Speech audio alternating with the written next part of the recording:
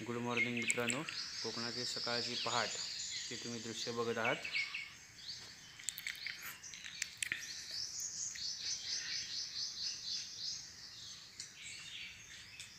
नमस्कार मंडळी, मी अनिरुद्ध सावंत। माझा यूट्यूब चॅनल अन्नीज रेसिपी यावरती आज मी कोकणातील पारंपरिक नाश्ता घावणे चटणी चहा हे दाखवत आहे। चला तर बघूया मग। त्यासाठी मी रात्री 1 वाटी तांदूळ आणि त्याच्यामध्ये 4-5 मेथीचे दाणे हे भिजत घातलेले आहेत आणि ते आता आपण वाटून घेऊया। हे घावण्यासाठी आता आपण पीठ वाटून घेतलेलं आहे। रात्री तांदूळ भिजत आपण घातले होते, ते आता हे मिश्रण तयार झालेलं आहे। ते चवीनुसार त्याच्यामध्ये मीठ घालायचं आणि याच्यामध्ये आपण जिरा थोडं भिजत घालून ते पण याच्याबरोबर आपण वाटलेलं आहे। आणि हे कावीळा लावायला तेल। कावीळ आता आपली गरम झालेली आहे। चुलीवरती कावीळ ठेवलेले आणि आपण त्याच्यावर तेल लावत आहोत। तर तेल चारही बाजूला सगळीकडे लावून घ्यायचं। लावून झालं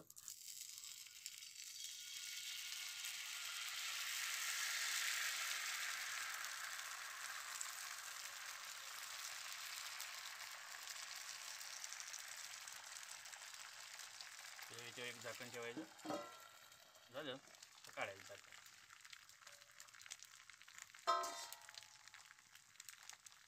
झाकण काढून परत थोडा वेळ ठेवायचं।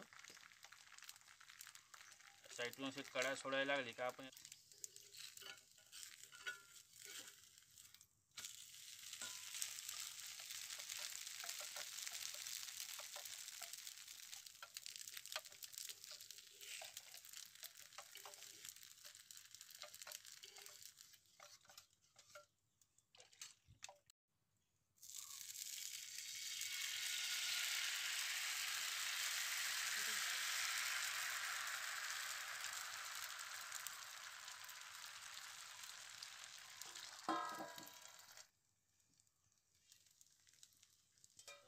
तळतळ आवाज येईपर्यंत झाकण ठेवायचं।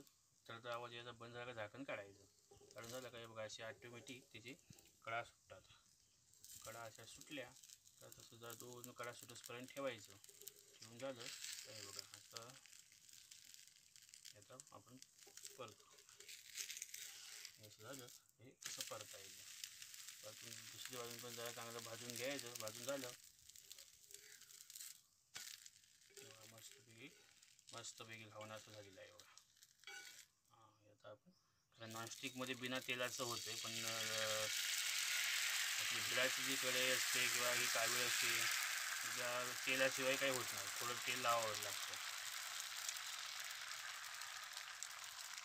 असं झालं का त्याच्यावर झाकण ठेवायचं। सगळी सोपी पद्धत, एकदम झटकीपट नाश्ता असा रेडी होण्यासारखी पद्धत। हे असं घावणे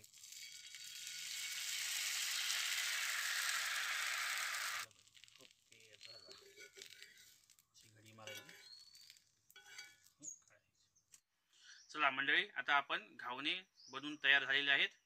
त्यामुळे तुम्हाला रेसिपी कशी वाटली, आवडली असेल रेसिपी, तर तुम्ही घरी नक्की ट्राय करा। कोकणातील सोपा पद्धतीचा 1 नंबर नाश्ता आहे आणि सहजरित्या लगेच चटकीफट लगेच होणारा नाश्ता आहे। त्यामुळे जर तुम्हाला रेसिपी आवडली असेल तर लाईक करा, शेअर करा आणि जर तुम्हाला अशाच रेसिपी नवीन रेसिपी जर पाहिजे असेल तर माझ्या चॅनलला तुम्ही सबस्क्राईब करा आणि बेल आयकॉन बटन दाबायला विसरू नका।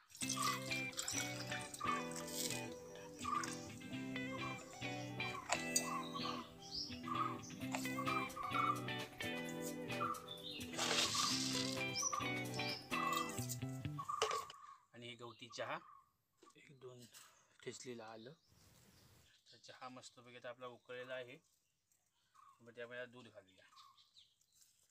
चहा आता आपला तयार झालेला आहे।